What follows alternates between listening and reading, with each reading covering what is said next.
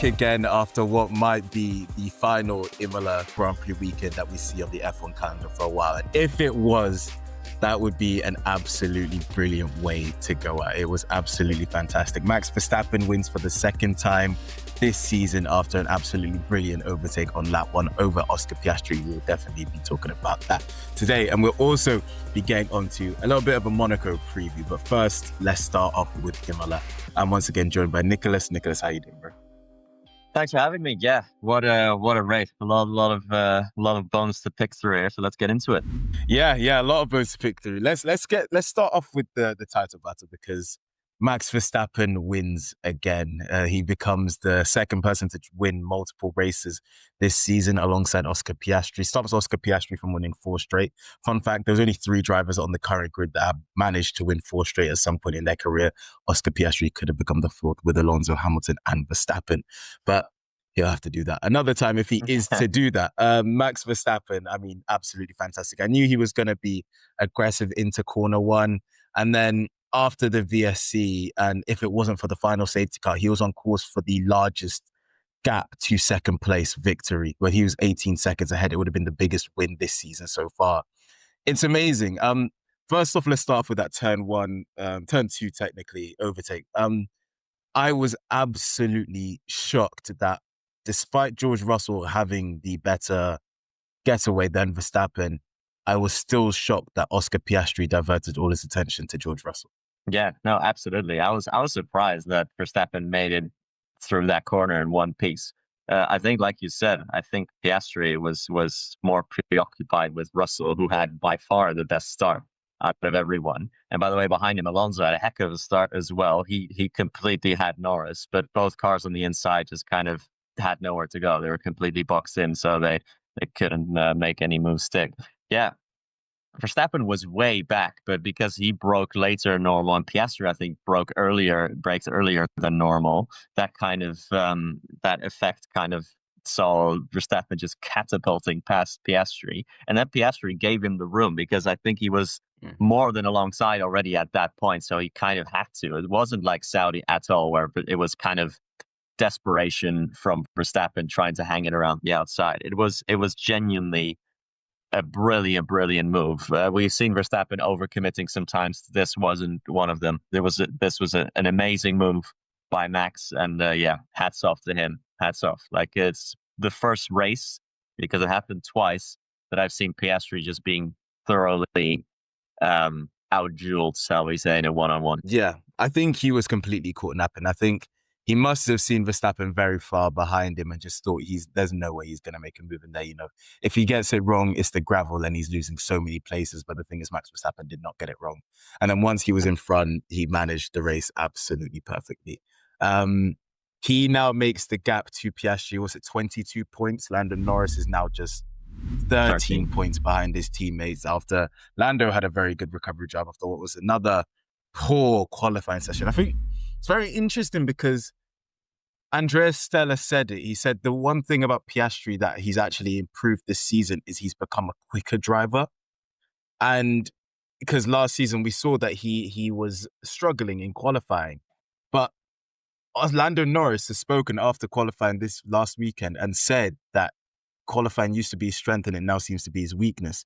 He's just making a lot of errors. We saw in his qualifying lap, in his Q3 lap, he made a small error, then tried to overcommit into the final chicane and then made an even bigger error. And then by that point, his lap was just gone. So I don't know if it is a confidence thing, if it's just a trust in the car. He is able to recover in the races. I mean, the sheer pace of the McLaren, you'd expect him to recover in the races, but he's putting himself a bit far behind in these weekends. And I think it's going to be a bit hard for him. He managed to recover, luckily, because of the safety car and the VSC. It did help him. But if it wasn't for that, he probably would have finished behind Oscar Piastri and maybe would have had a battle with Leclerc for that final podium place. So he really needs to get his weekends up to scratch, because now Verstappen's 9 points behind him. And he could leave Monaco behind Verstappen.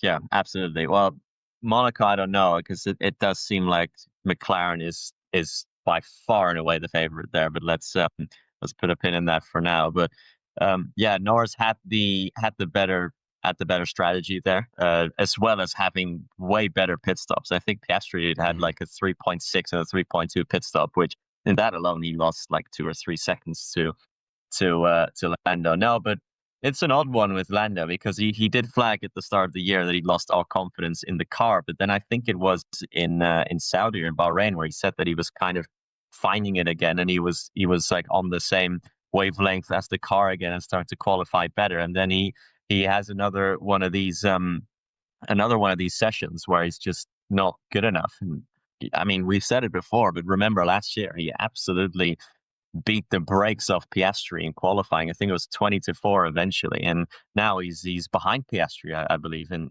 the head to head. No, but I think all in all, the race itself was good from Norris. I was impressed with his move on Piastri, although he was never going to fight that too hard. Was Piastri, and Norris was on the way quicker Tyre at that point as well. But still, it was it was a clinical move. He got it done. Although he was stuck behind a different car at some point, but George Russell, I believe it was. George Russell, yeah, it was George Russell.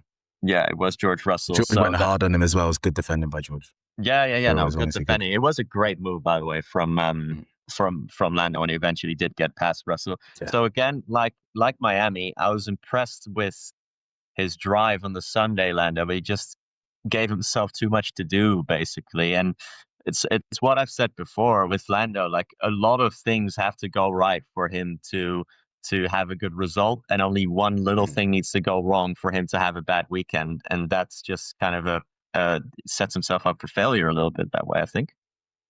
Yeah, I completely agree. And I think that then leads me to believe, and I think just a mixture of Oscar Piastri being very ready, but Lando Norris being, like you said, like his weekend can be quite fragile. When you have Max Verstappen, that's going to be the one battling you. I think for me, this weekend was a big eye opener in terms of there's going to be weekends where, for example, like you said, Monaco maybe, or like a Miami, or like where else were they dominant? Say Australia. They were quite dominant in Australia towards the end. There's going to be those races where McLaren are just miles ahead and there's nothing you can do. The track suits them. The temperature of the surface suits them. They can hang on to their tires better than everybody. But if those cars are close, the McLaren can be better. If the cars are close, Verstappen's going to win every single race where those cars are close if you give him a fighting chance.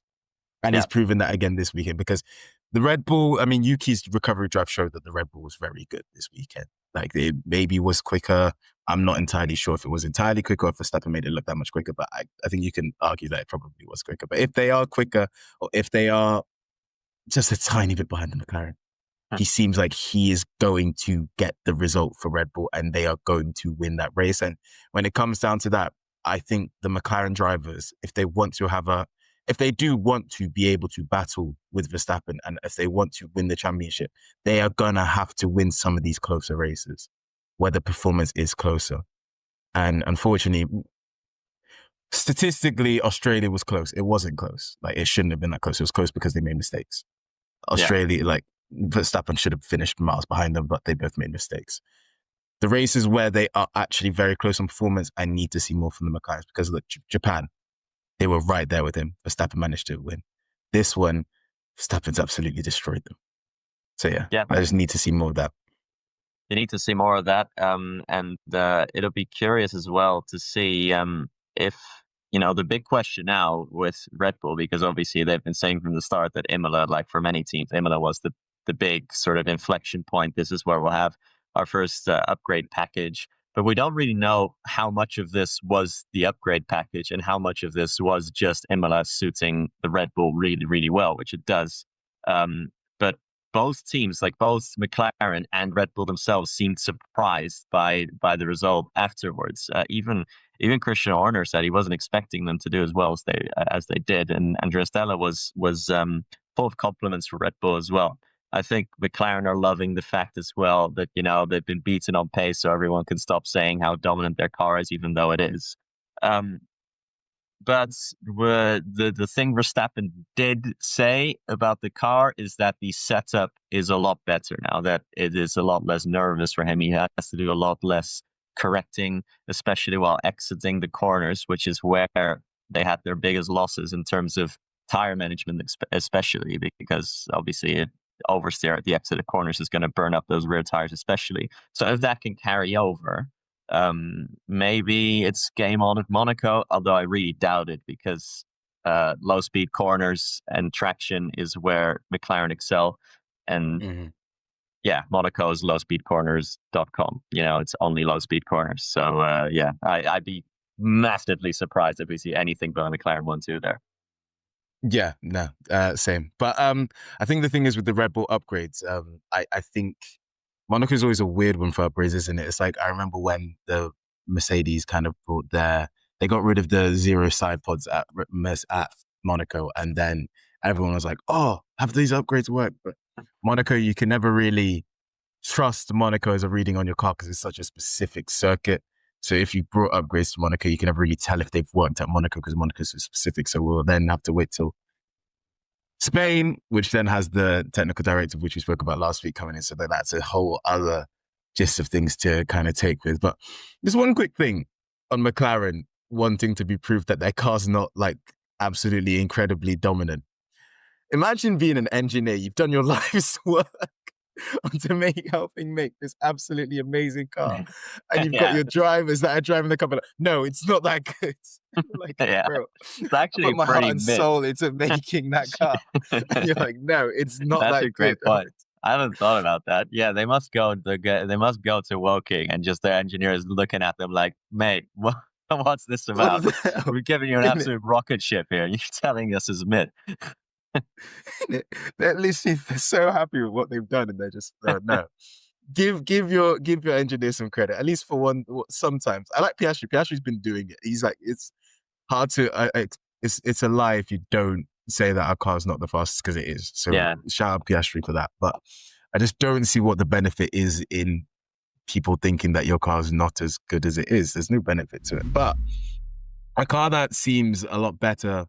Well, on Sunday, it seemed a lot better than it looked on Saturday, is the best way to say it, is the Ferraris. Good recovery drives from both of them. Charles Leclerc, I think he'll be leaving that Grand Prix definitely thinking he could have had a bit more. But Lewis Hamilton beats him for the first time this season and gets his best result as a Ferrari driver in P4.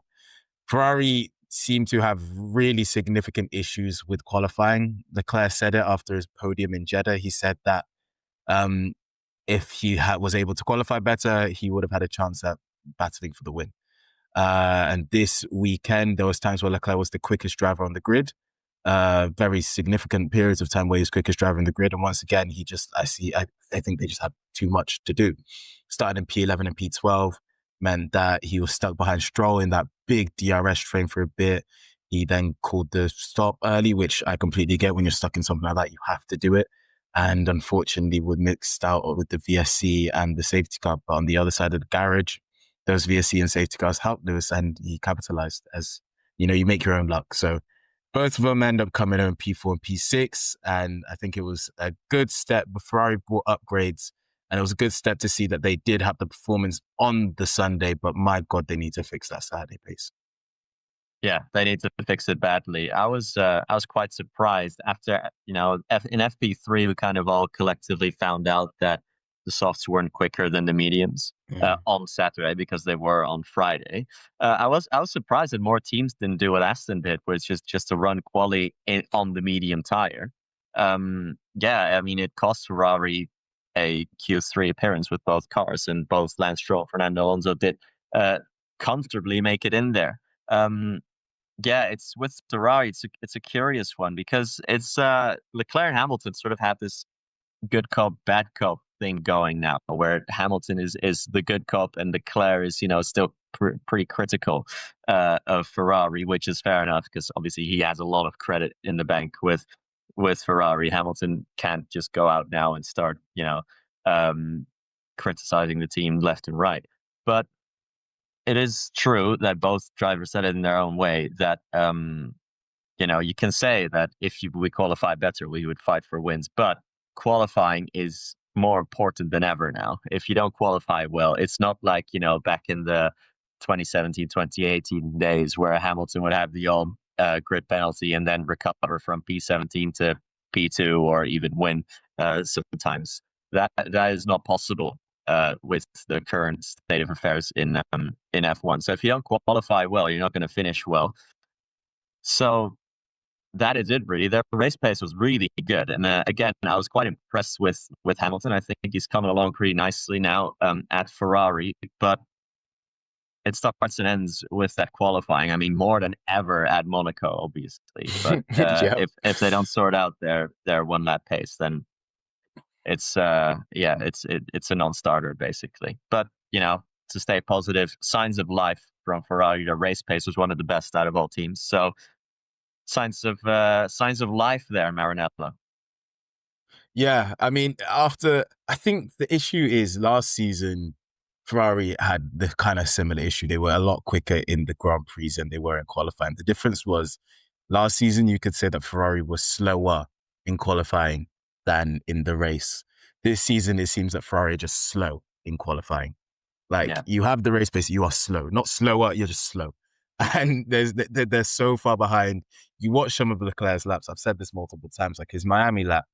His Jeddah lap was incredible, but his Jeddah lap was just incredible, but he qualified fifth.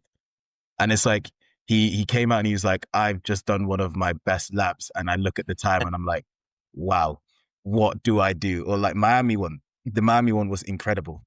Comes out and he's so far behind. And it's like, what, like that pace, the lack of pace, that the car's just slow. And I think with Leclerc, I think the guy is just at some point, he's going to be, his mental must just be shot at this point. It's so unfortunate. He And is. obviously, those the so yeah. No, I was gonna say that Leclerc seems more and more frustrated every week on team radio. He's second guessing every strategy call that's being made. He's debating. He's almost arguing with his race engineer multiple times a race. And I sometimes wonder how productive that is if your driver's always second guessing your strategy calls. To be fair, Ferrari strategy calls aren't always the best marriage, but still, I don't know if you want that from your driver. No, you probably don't. And I was listening to the full radio of his kind of like exchange with Brian after during the second safety car.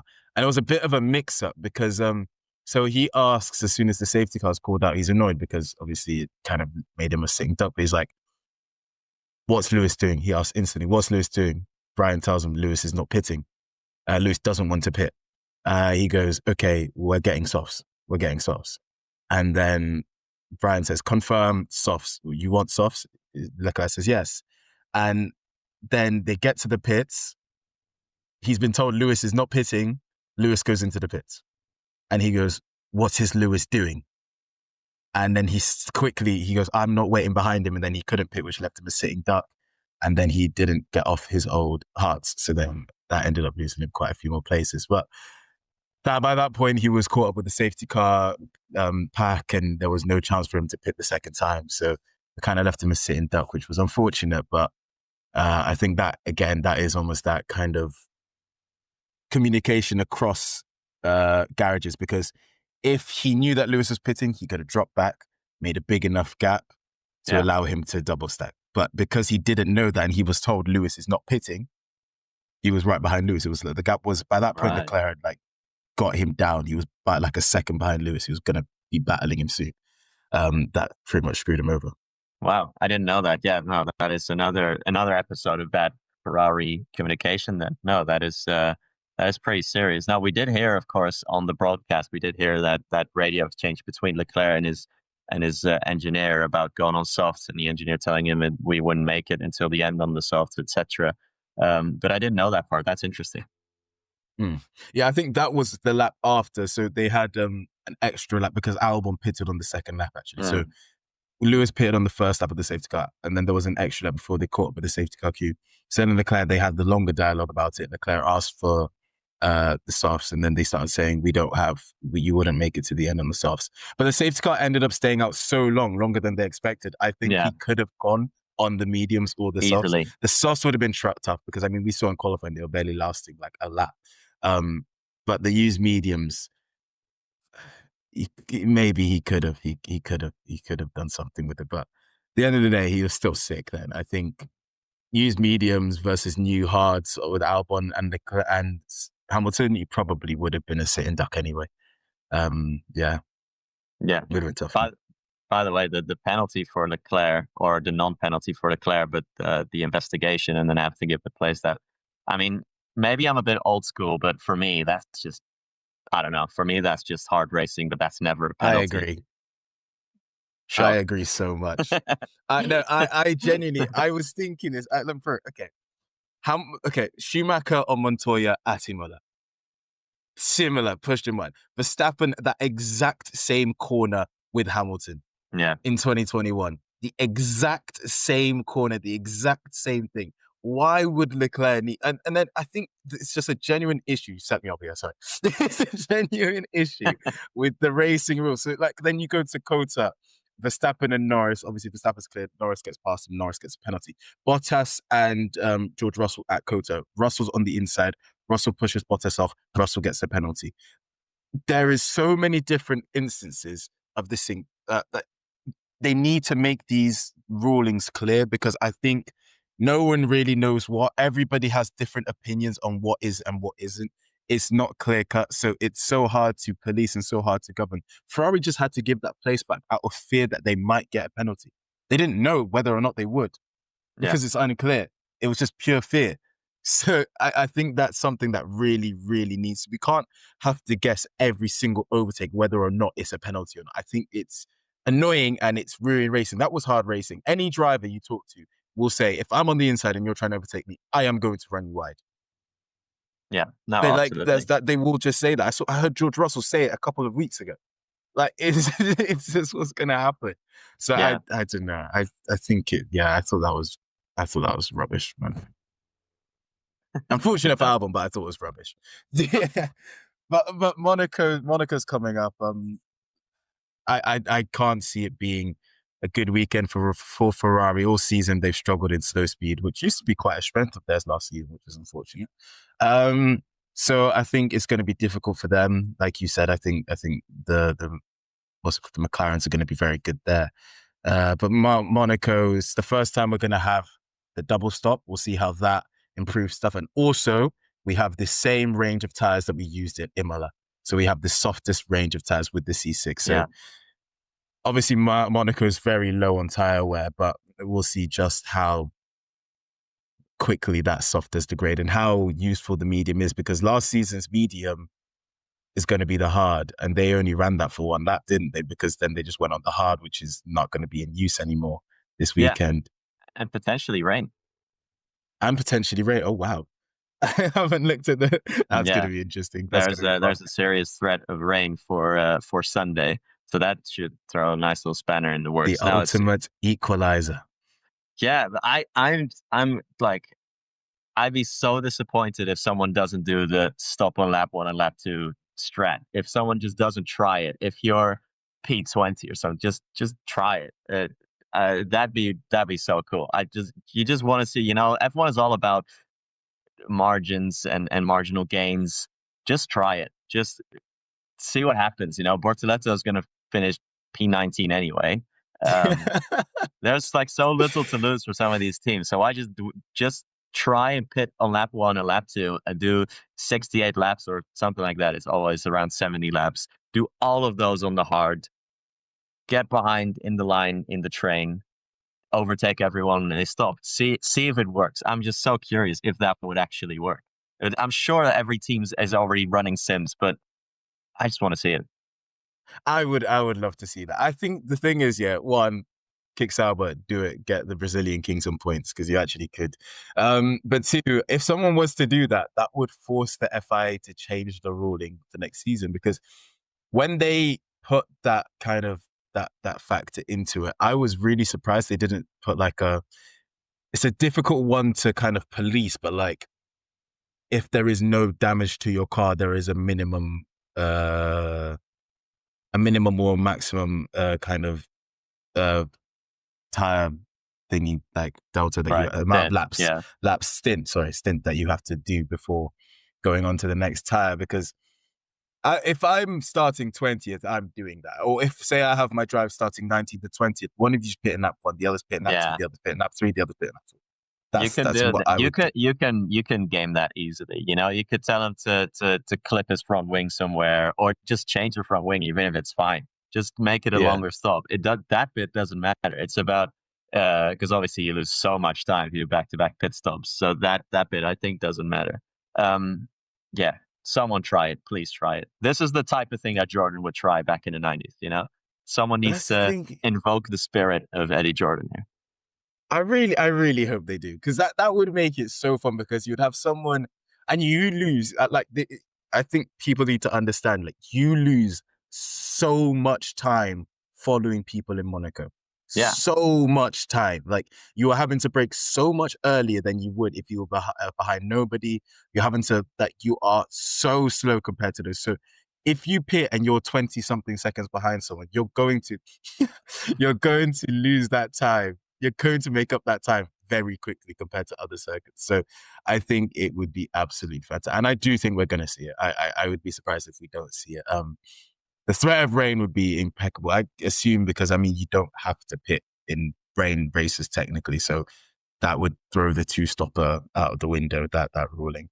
So that would be a bit unfortunate. But other than that, I think Monaco is just the lead up to Spain. And then once that happens, Spain is really the biggest talking point of this season, because that really is going to be able to see, like, what happens with the shake up of the grid.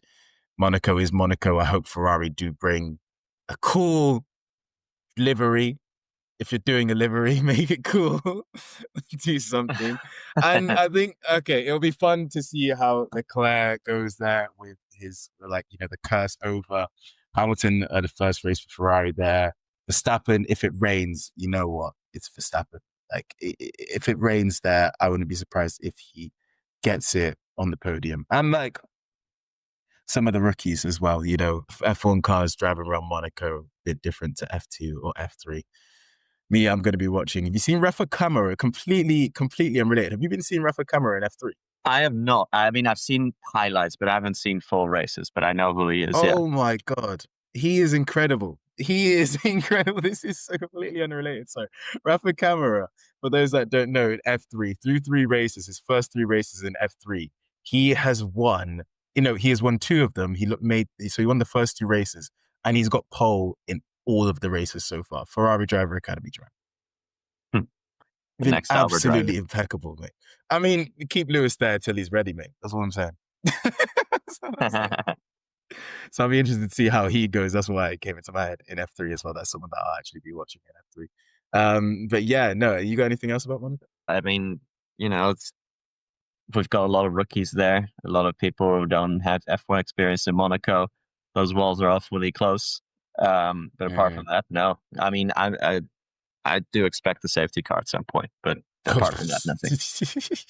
Yeah. No, I think if that's the other element of it, if it does rain, we've seen how the rookies were at Albert Park in their first race of the season, when it was absolutely torrential. If it does rain in Monaco, it could be hectic.